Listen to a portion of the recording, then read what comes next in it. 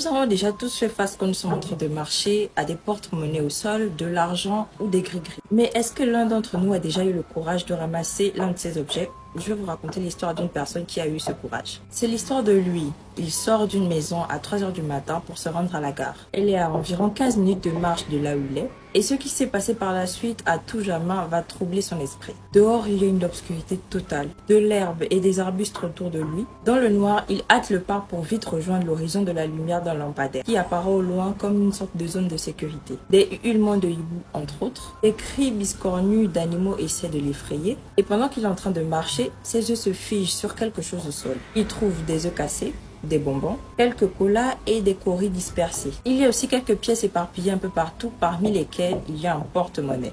Lui s'immobilise devant tout ce tas d'objets et il observe d'abord. Il dit la dernière fois qu'il a eu à voir un tel tableau, c'était il y a une quinzaine d'années. Donc bref, il dit que ce ne sont pas ces pièces de 10 francs, 100 francs ou même 500 qui vont l'exciter. Mais curieux de nature, il va ramasser le porte-monnaie. Il tire la fermeture éclair et là, il y découvre un tas de billets de 10 000 francs. Et c'est emballé par dizaines par un élastique. Il va avoir à peu près 3 millions dans le porte-monnaie et là, une peur étrange s'empare de lui.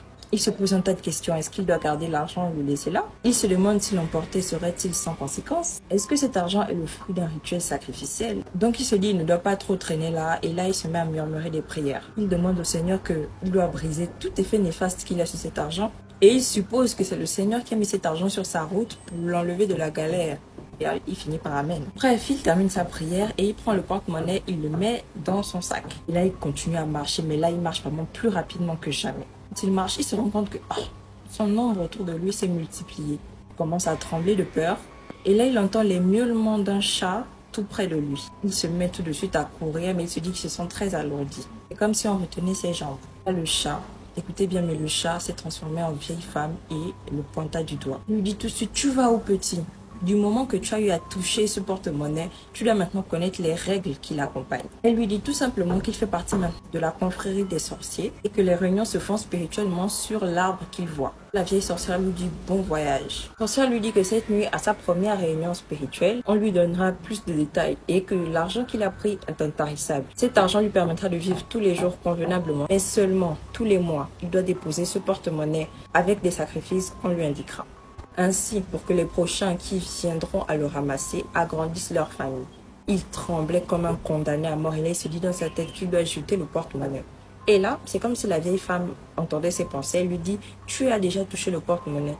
Si il le jette, il deviendra impuissant. » Puis, redevenant un chat, elle disparaît dans l'herbe. Après avoir retrouvé l'usage de ses jambes, il fuit, non croyant toujours pas avoir vécu une scène invraisemblable. Arrivé vers la gare du coup, il glisse la main dans son sac et fait sortir le fameux porte-monnaie qui veut lui pourrir la vie. Il ne veut pas non plus devenir sorcier, il se dit qu'il préfère même être impuissant.